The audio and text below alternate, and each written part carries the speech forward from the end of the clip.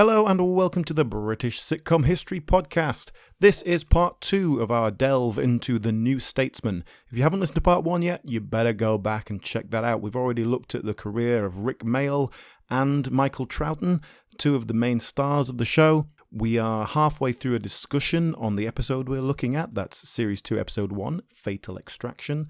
And you've missed all that, so go back and check it out. For those of you who are joining us for part 2, we're going to jump straight in with our look at the careers of Lawrence Marks and Maurice Gran.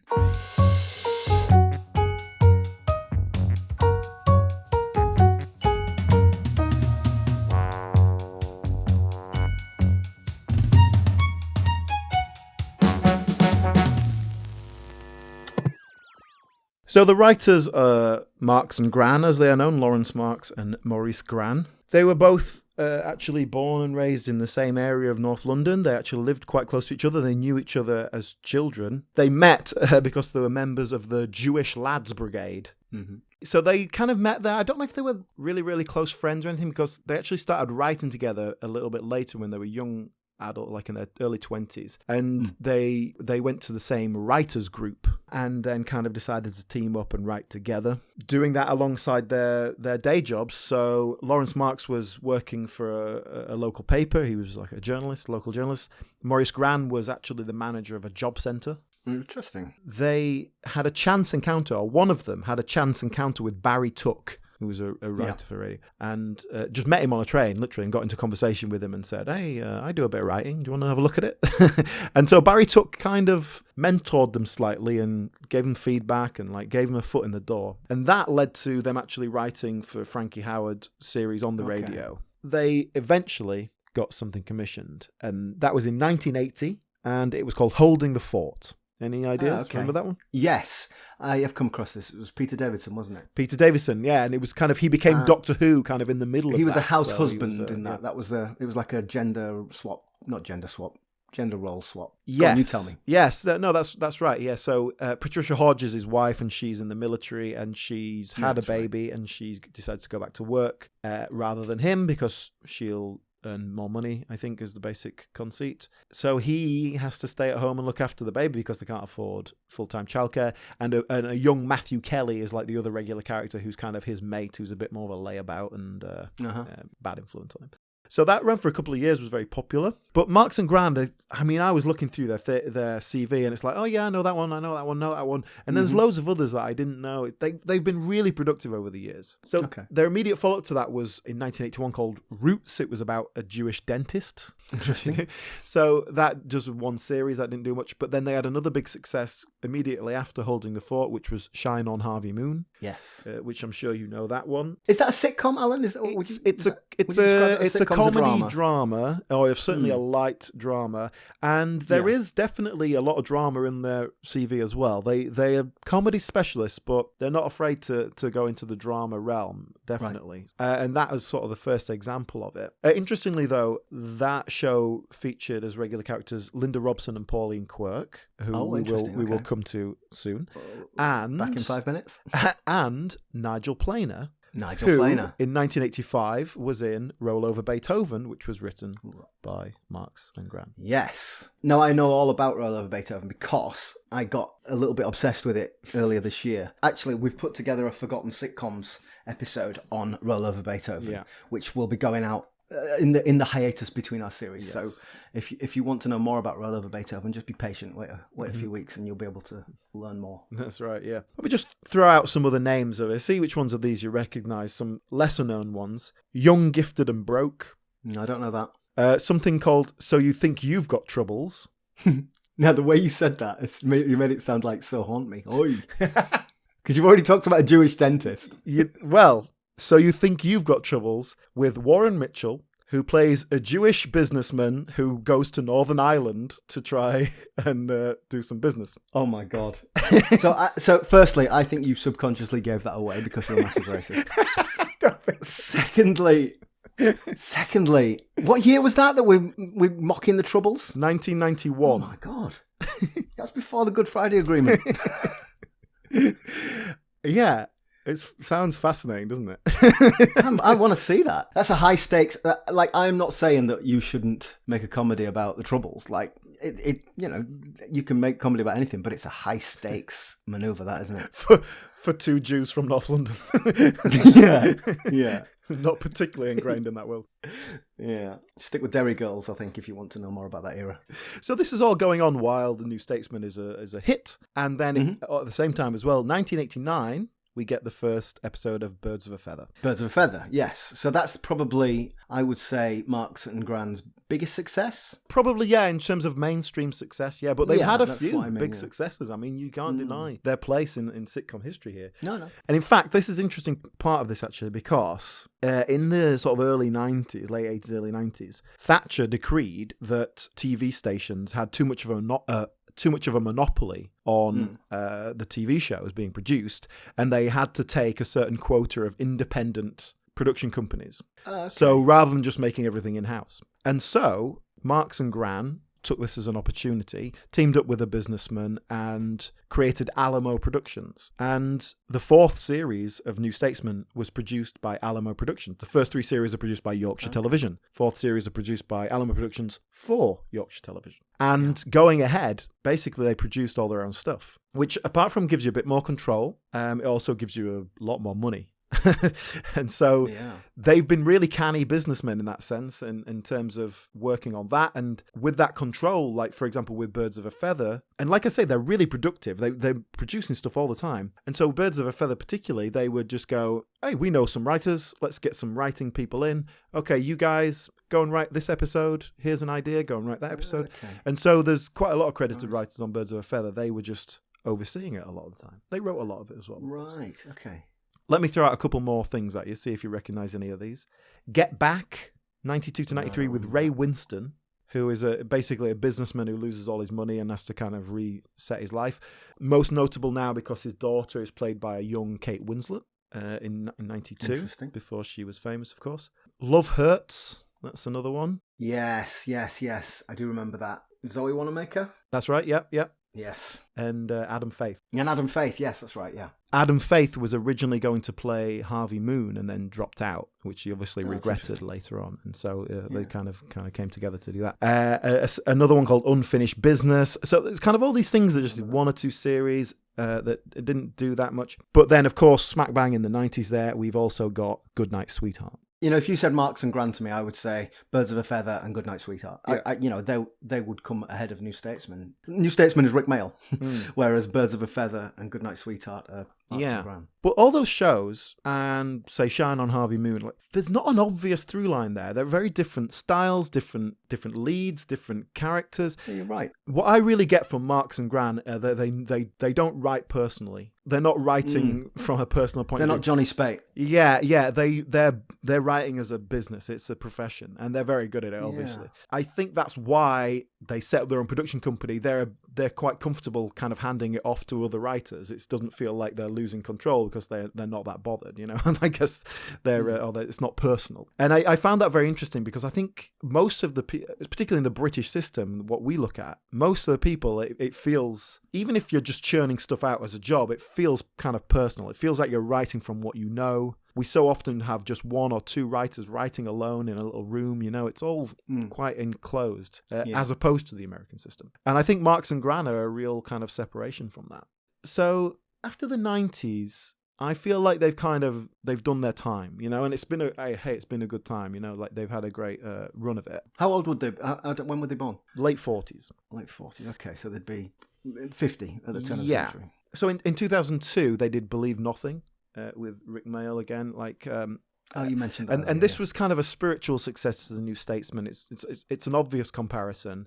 He plays a character called Adonis Canute, who is he's a genius, you know, he's a 3-time professor, and he's extremely arrogant, and it's a deliberate... They must have had sleepless nights casting that. Well, it's a deliberate attempt to recapture that magic of The New Statesman, and it wasn't a success. It didn't do very well. I've never heard of it. I've only heard of it in the context of The New Statesman, really. Like, it was sold as a kind of follow-up to that. And having watched a little bit of it more recently as well, I mean, it's not funny. It's not good. And, we see this all the time where someone will have a big success, maybe a couple of follow-ups, and then it just sort of fades away. And it's not like they've retired or anything. It's just like they can't get that success again.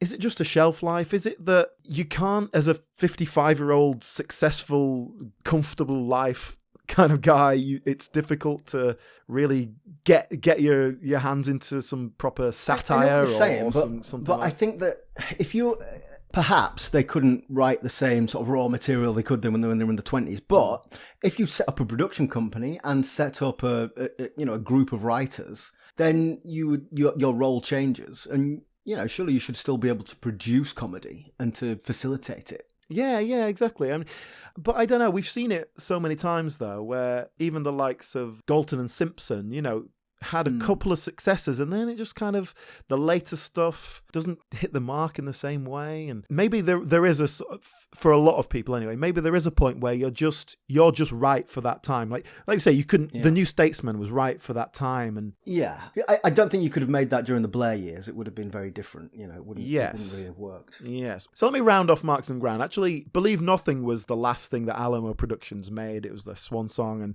and it kind of it just got swallowed up into a bigger company. It kind of got bought out and everything, and they kind of moved away from that. But more recently, they've moved into theatre. They started writing radio plays and then theatre, and from what they've said, it's basically like you can't do anything on TV anymore. We haven't got the freedom that we once had. But on the stage, you can do a bit more. On radio, you can get away with a lot more, kind of thing. Right. Which I think also comes with that sense of kind of being out of date. It's also, things change, the goalposts move, and we all get to an age where it's more and more difficult to move with them. I can relate. I'm not a writer, but I can relate to that.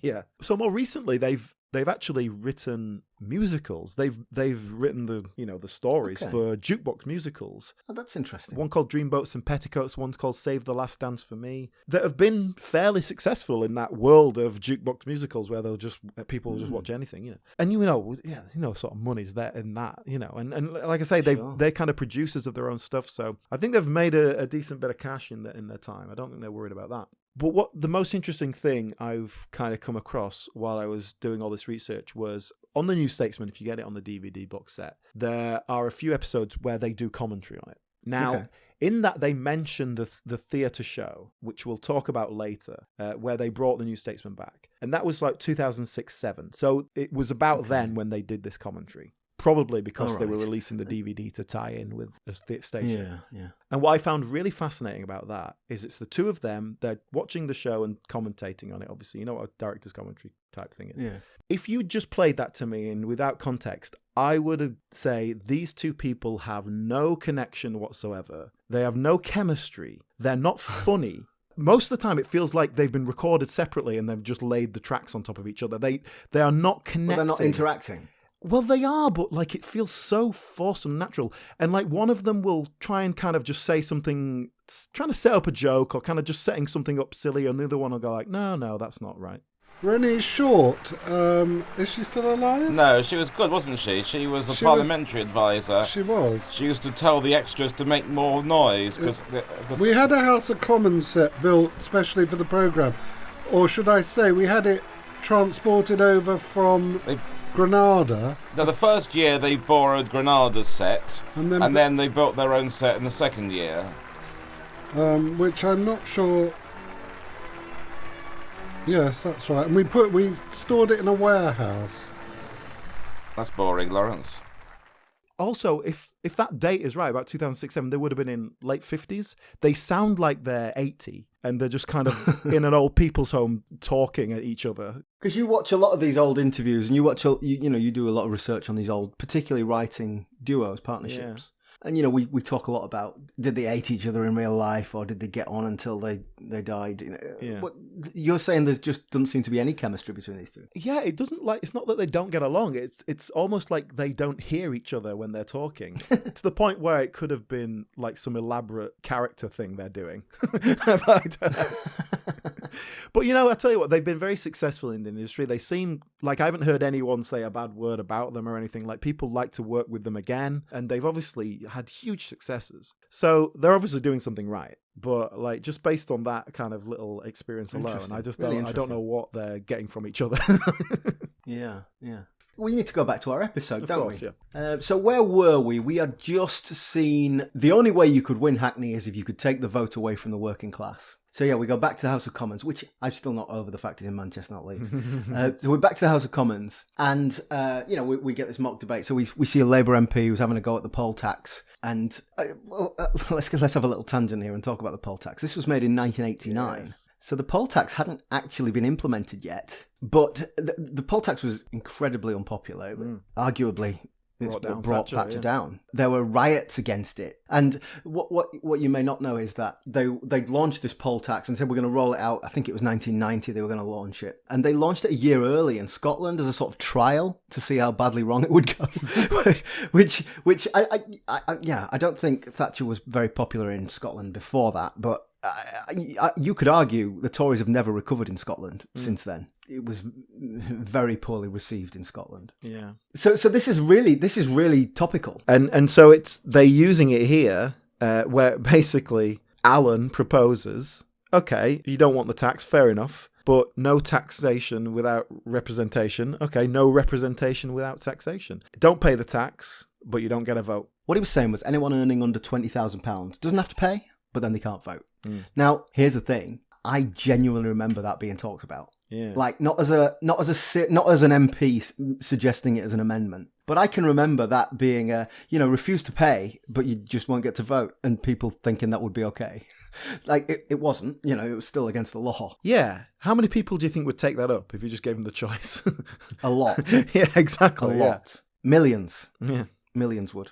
So, obviously Alan's position is as right-wing as you can be. Yeah, if you don't want to pay, fine, but you don't get to vote. And in this scene, in the House of Commons, we see Bob Crippen, who in the first series and then I think in just this episode in the second series is a sort of semi-regular character who is kind of a nemesis to Alan, but he's just the face of Labour backbenchers, really. He's the kind of the equivalent. But so I really recognised this guy's face, but I didn't know who he was. Who's the actor? Well, Nick Stringer, he's one of those people who's seen things, but he's quite well known for two small but memorable appearances in Only Fools and Horses, in which we've seen one of them. He sells a car, he puts on an Australian accent and sells a car to Del Boy in one of the episodes we watched recently. And then he plays Jumbo Mills in a later episode. So a couple of quite memorable roles, even though it's not huge roles. But yeah, one of those faces you just sort of see in sitcom stuff. Yeah. And I really like him, actually. I think this character, we lose this character later on, but I like him. I think he's just got a lovely manner about him. He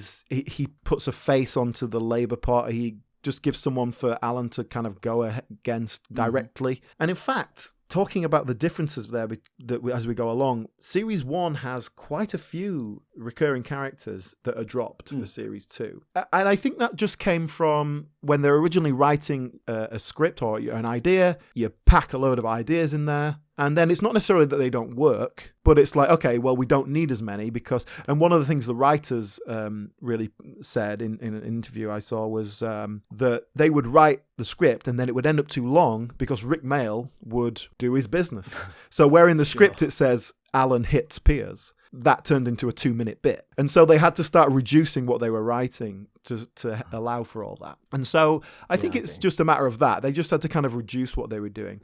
But just to talk about what we see in that first series, a very notable element of that is Rowena Cooper playing Norman Borman, who is a sort of shadowy ally of Alan's business manager. Yeah, he's kind of just doing his dealings with him. And it starts out as a man played Norman, and throughout the series is undergoing a sex change to become Norma. And so it's played by a female actor, Rowena Cooper.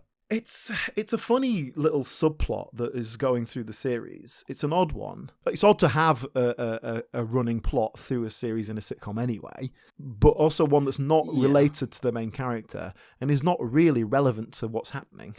No, it's odd. I saw one of the episodes where the character was there, and it was very obviously a female actor playing this character, and I kind of thought, oh well, that's going to pay off. And in the episode I watched, it didn't at all. What's going on here? It doesn't really pay off at all. Oh, it doesn't? Okay. Well, I mean, later on, he becomes a woman, and then things happen where he has to be a woman. He has to seduce a man, for example, who is a womanizer, things like that. But it's also not really played for laughs in that, oh, look, it's a man kind of being a woman. It's always a bloke in a dress. It's because it's a woman. It's a female actor. Yeah. And so it starts off as a woman with a moustache and not very convincingly either. So I think it's just one of those things that seemed like an interesting idea. It's like, oh, this is something we can play with on paper. And then when you do it, it doesn't really play out or doesn't really go anywhere.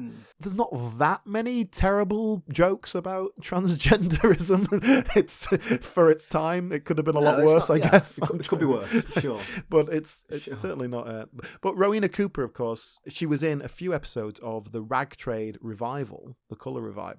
She played Mrs. Fenner in a few episodes. Okay, yeah. And she's also in a couple of episodes of Going Straight, where I believe she's Fletcher's probation officer. She's one of those people you see in a lot of things as well. And then just some other characters who were in that first series. We have Charles Gray. Charles Gray from the Bond films? Yeah. Blofeld? That's right, yeah. He plays Alan's father-in-law who controls the Conservative Party. Oh, okay, right, I see. It's a really nice performance, actually, of just like this kind of posh, bigoted old man who does what he wants and kind of goes toe-to-toe with Alan in terms of the kind of corruption in evil. Yeah. He's only in a couple of episodes, but it makes a big impact. Some lovely stuff. That's good. Also in that first series, we have Peter Sallis, sitcom royalty, Peter Sallis. Yes, I saw him. He was the landlord of the pub. Yes, and formerly the hangman for Britain. So obsessed with hanging people and wants to bring hanging back, which they do eventually kind of pay off in the special when Alan is accused of brings back murder. Hanging. Yeah. Although actually by the time they did the special, it's not Peter Sallis. They have the same character, but they bring another actor in to play him.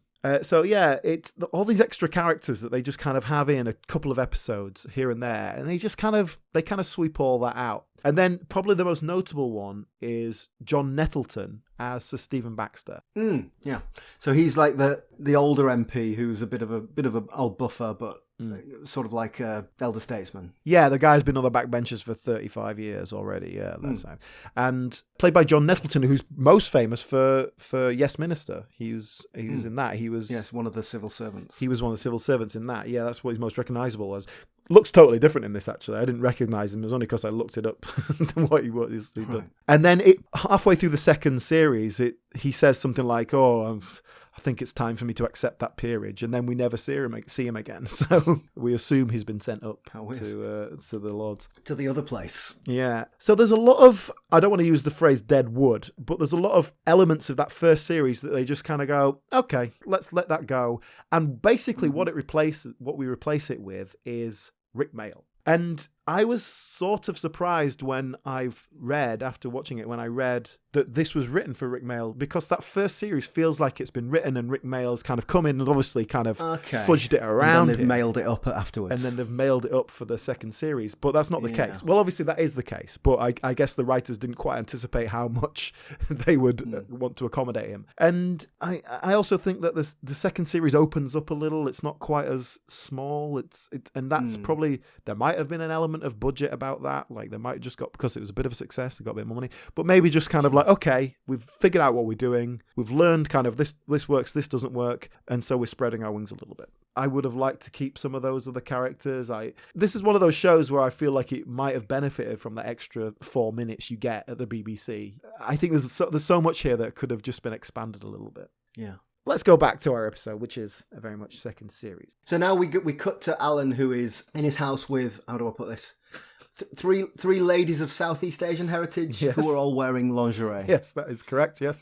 Actually, I tell you what, before we get to that, he is watching the television, and we see on the television, this is something that New Statesman does quite a bit. It'll show you the news report of what's just happened. And we see that in films, don't we? It gives it a bit of verisimilitude, so that you can see, look, this is an actual real newsreader reading the news. And that guy, Alan Hardwick is his name, that was like Proust Madeleines to me. I remembered him perfectly. And I must not have seen this guy since this, probably, but he was like a Yorkshire TV news presenter in the 80s and 90s, and it was just like my childhood rushing back when I saw him. There's quite a few elements of that where you have real people playing themselves, like Dickie Davis is in it, for example, in one episode. And I think that's just, obviously it was filmed in Leeds, so those local elements jump out to you because that's where you were. Sure. Yeah, no, absolutely. I realise that's not the most relatable content, but I liked it. But obviously, it just works that it's a TV news, reporter. You get that. Yeah. So yes, he is watching the news, flanked by some Southeast Asian lovelies, as we would call them, and then speaks to them by just sort of making these strange guttural noises. Girls! No,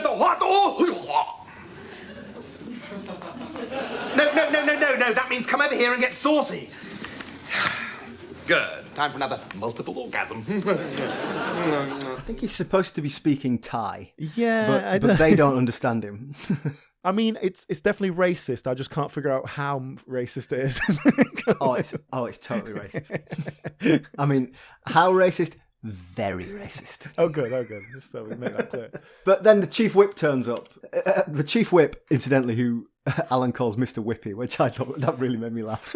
I like that. I think it's a shame that hasn't stuck in real life. It would have been a good name for Gavin Williamson when he was the Chief Whip. But so the Chief Whip's alarmed by Alan's suggestion of cutting the vote.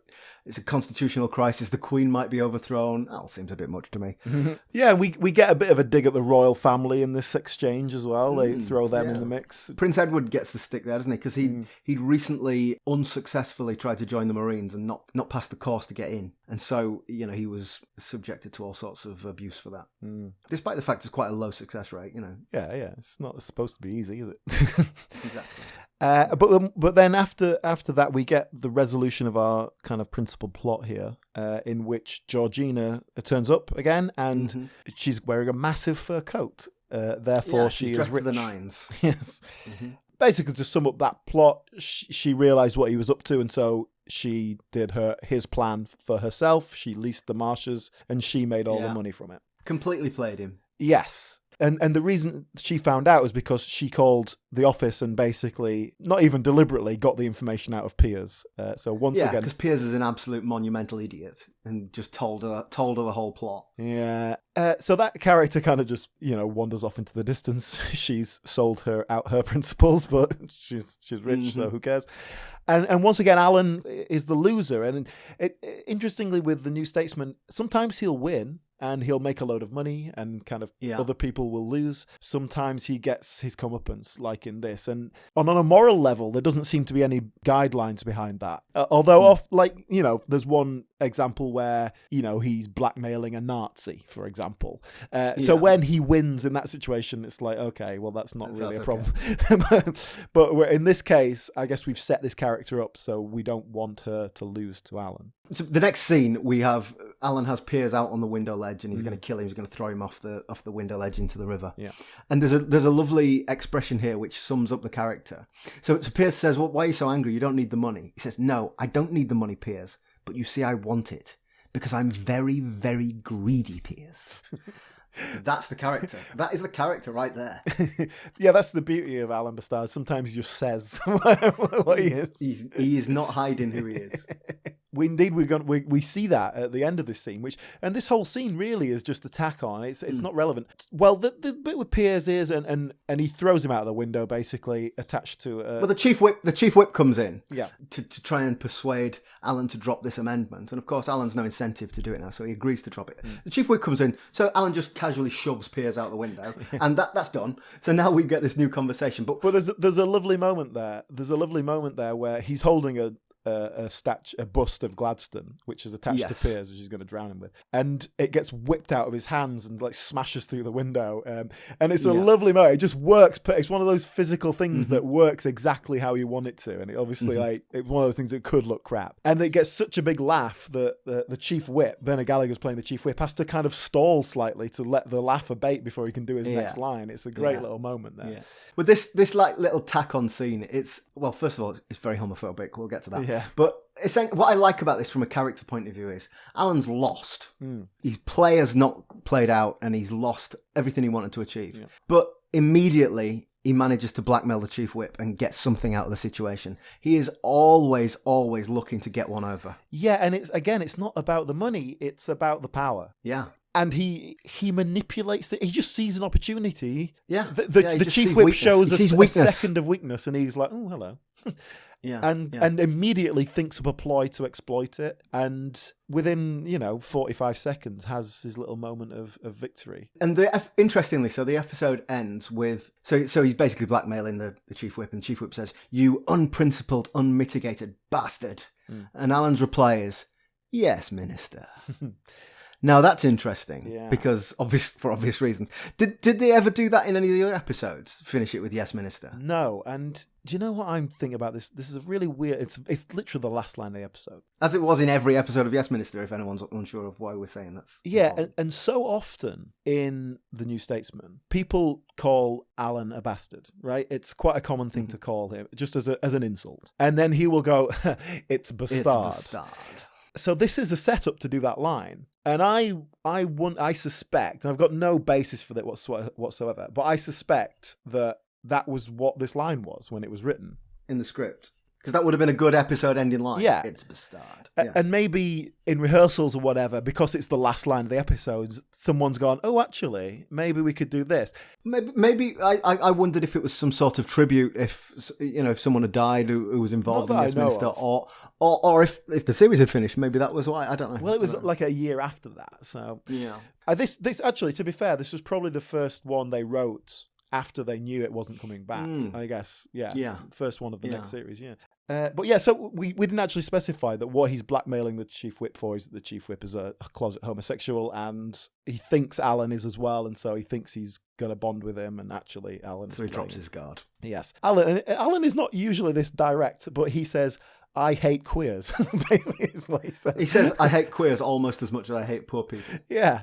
That's the line. And it's interesting, like I said earlier, there's certain things that Alan says that these days hit much more sensitively than they did back then. That's a pretty good example, I think. Whereas, I think if you were writing that now, Alan is someone who would embrace the pink vote, shall we say, and would very happily... Yeah, you're right. He would probably go on about how he's a gay icon and gay people love him and all this sort of stuff, Yeah, you're right. And you could have that same character just embracing those elements rather than rejecting them. Well, that's our episode, but I am very conscious that we, for some reason, have picked an episode that doesn't have Alan's wife in it. I know. How did I manage to do that? Yeah. And she's actually in the vast majority of episodes. But yes, we should talk about Sarah, played by Marsha Fitz-Allen, who is Alan's wife. And actually, perhaps it's not completely coincidence that she's not in this episode, because I think it took them a while to figure out what they were doing with it. As I said before, all that first series stuff that they had, and the wife is part of that. They have a very fractious relationship. They both play away from home. Listen, mustache, bath's running. All right, darling. Yearn for you longingly. Darling, that's lovely. I'm your little rabbit. And I'm a rabbit too.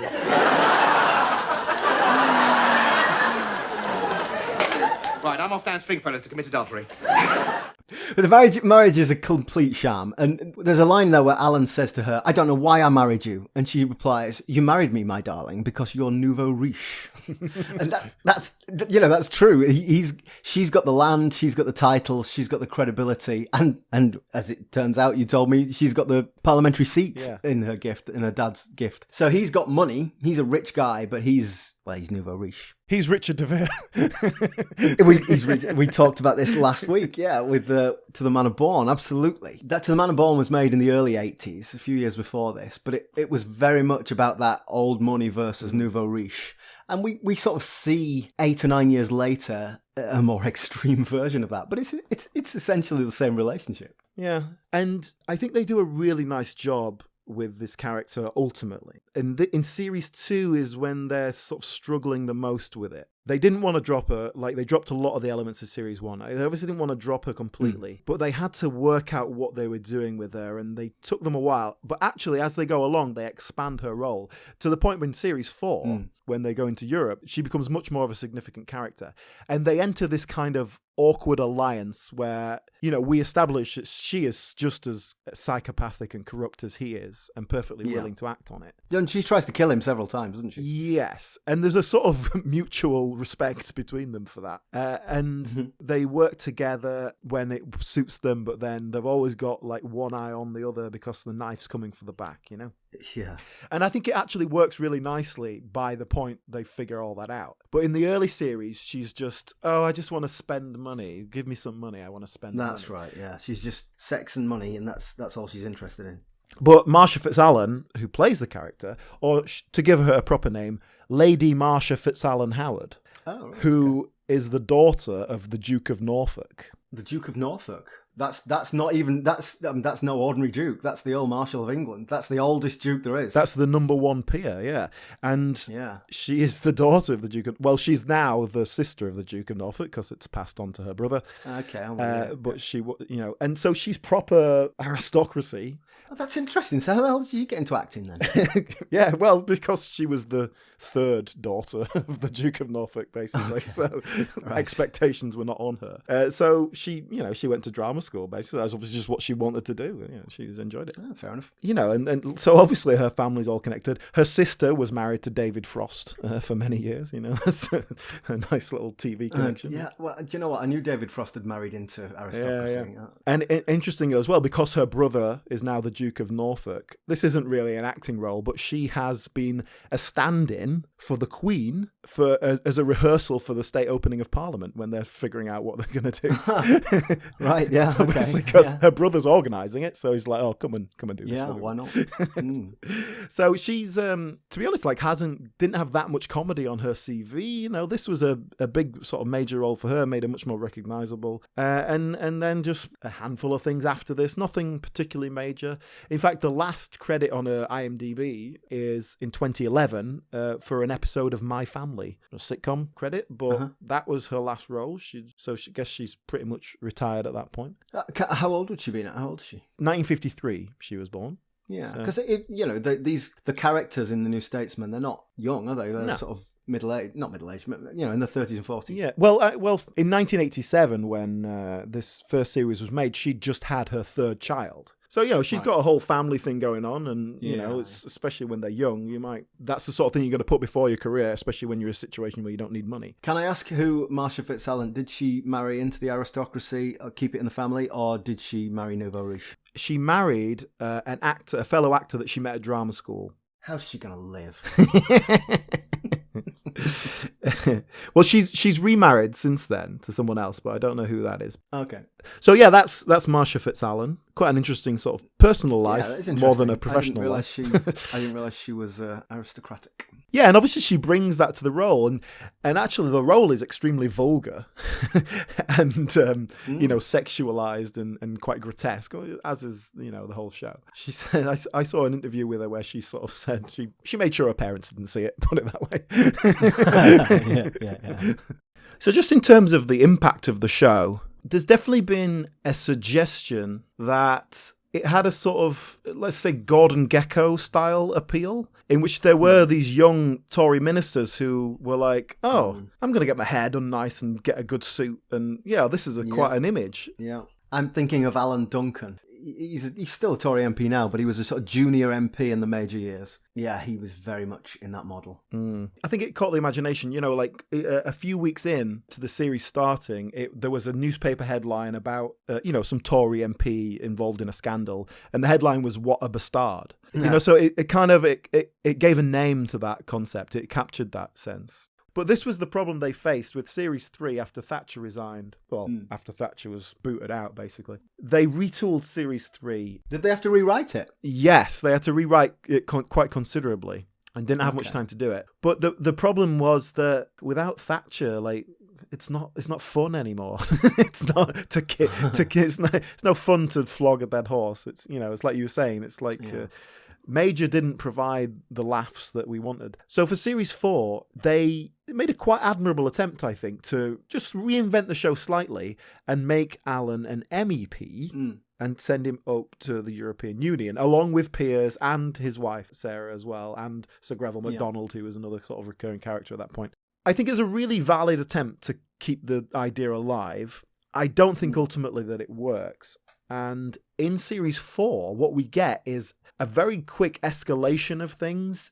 It's like they keep trying to get bigger and bigger, to the point where literally the last episode is he becomes Lord Protector of the United Kingdom after sort of rising a sort of fascist horde, and there's all sorts of nonsense going on. Like, there was nowhere else to go with it. And also, I think it had just lost its way slightly. It needed to be a little bit more grounded, a little bit smaller in that House of Commons, you know. And I think it had just done its time. It had served its time. And so they walked away. But there is a little bit of legacy there. It wasn't the end of Alan B'Stard. The most obvious thing there is a reinvention of the character again for theatre in 2006 originally, and then it ran through to sort of 2007. The show was called The Blair Berstad Project. And the concept was, Alan B'Stard, in the 15 years since we've seen him, Alan B'Stard was the man behind New Labour. He created New Labour and he groomed Tony Blair for leadership. He is the power behind the throne. The shadowy figure behind Peter Mandelson, basically, is what he's supposed to be. Okay.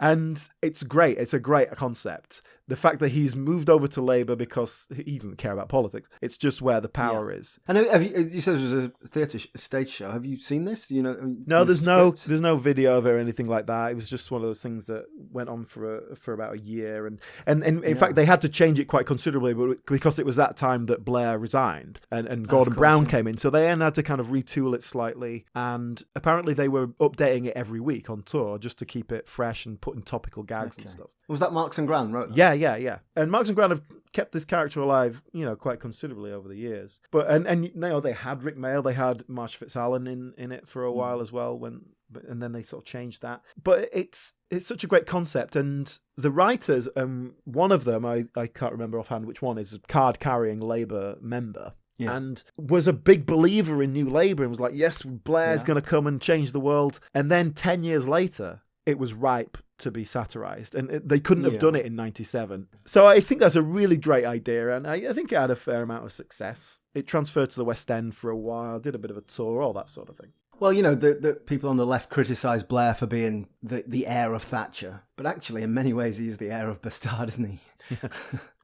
That's exactly like, I think the concept is he found this young kind of hippie and molded him into Tony Blair. You know, it's like he created him in his image. You know, I think that's the idea. Yeah. That's funny. So after that, the very last thing, the last Berstad appearance was in 2011. Where Rick Mayall appeared as Berstad in a video made for a campaign that was crusading against the alternative vote. So it was when the alternative vote was coming up for a referendum. And basically he's Berstad saying like, well, I'm in power, you didn't vote for me, but I'm going to win anyway, and I don't have to follow any of my policies because it doesn't matter, because your vote doesn't count.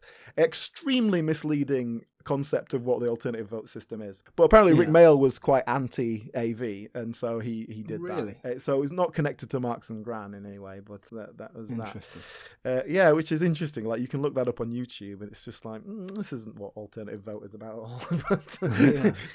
And then the very sort of last thing in terms of this character is that the writers did attempt to throw a kind of sequel together called the Berstad Legacy, I think it was called. And it was supposed to be about Berstad's son, not in as an MP, but would be like a social media influencer sort of thing, a political influencer. And it stalled, like they couldn't get the project going. They couldn't find an actor that could win it over, and so it came to nothing, basically. But this was after Rick Mayall had died as well. So there's also that element of like, do you want to kind of take that on? And, Sure. But yeah, so that's the legacy of Berstad. I think it's done now. I don't think we're going to say anything more of it. The writers they're certainly of retirement age, put it that way. I think they do still work. Yeah. But, well, look, I think the last thing I wanted to talk about was where the New Statesman sits with political comedy. Right. Yeah. And we've mentioned a couple of times Yes Minister, and we've also talked about satirising Blairism, and I think the thick of it is the Yes Minister of that era. And I just think that's an interesting through line from the 70s to the 80s to the 90s to the 2000s. You know, Yes Minister, it satirised that that kind of 70s post-war consensus where there wasn't really much to call between Labour and the Conservatives, and the civil service ran everything, and they did what they wanted, and they were obstructive. That was the nature of the satire, that it was just this stodgy bureaucracy and nothing ever got done. And I think that's how people felt about politics before Thatcher came along. And the New Statesman satirises that nouveau riche, but that yuppie Thatcherism of those... It's no longer the Knights of the Shires, it's just these rich young people who come in and do whatever the hell they like. And Alan B'Stard is the steroided up version of that. Whereas, The Thick of It later on satirises that media-led Blairism, that the Spin Doctor era. And each one of those shows is so of its time. I know they remade Yes Minister, but it was very much a nostalgic project. It wasn't satirising contemporary politics. In just the same way that The Thick of It, I'm sure in the 1970s there were people behind the scenes who were swearing, but that wouldn't have worked. That wouldn't have resonated for people. I really dumbed down Thick of It there. It's a bit more than just someone swearing. So I think New Statesman very much takes its place on that timeline. Very much of its time, very much satirising the political era in which it sat. And doing a very good job of it. And I think political satire is, by its nature, it has to be of its time, obviously. As we saw with New Statesman struggled after Thatcher was gone, the ingredients have to be right. Yeah. And the same way that The Thick of It came along after New Labour was really bedded in and kind of had their chance to do things. And this is a bit of an extreme, but had been exposed for what they really were. I mean, that's not a very rounded view of it, but they were ripe for satire, basically. Whereas in 1998, they weren't. Likewise. So I don't think New Statesman could have been made in 1982. Yeah. Because we look back and we say, the Thatcher years, 1979 to 1990. But culturally speaking, that image, that Alan B'Stard figure didn't exist in the culture. Maybe they existed in the House of Commons, but they didn't exist in the culture until the late 80s. When are we going to get the next sort of big political satire? Well, we're in the post-truth era, aren't we? We're in the Trump-Johnson era now. So Armando Iannucci famously says you couldn't make The Thick of It now because the reality is funnier than the parody. Yeah. So I think it's going to be back to a, maybe not quite Alan B'Stard, but a venal, just lie, just say whatever the hell you like, and no one will ever call you on it, and we'll get some Russian bots to tell people what to think. And that's the next satire, I think. So yeah, it'll be interesting to see what happens in the future of political sitcom. Yeah, we'll sure thing. So I think we're finished with the New Statesman, aren't we? It's been a good one, that. Yeah, no, I enjoyed. We always sort of reflect on how things hold up. So I remember the New Statesman at the time, and I remember enjoying it. But I really enjoyed watching it again this last week. And as I said earlier, it's my favourite Rick Mayall performance. Having watched, the big ones, the young ones, Filthy Rich and Cat Flap, and Bottom all quite recently, and not enjoying them as much as I used to. Yeah. So, yes, thank you very much for listening. If you'd like to get in touch with us, we are on social media. We are at BritcomPod on Instagram and Twitter. Get in touch with your thoughts on the New Statesman. Get in touch with your pictures for the next political satire. We'll throw something together. We'll send it to the BBC. Yeah.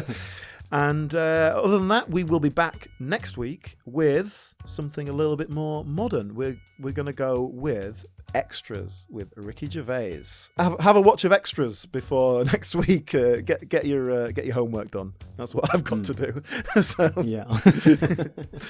so thank you very much for listening, and we will be back next time. Thanks, everybody. Bye-bye. Bye.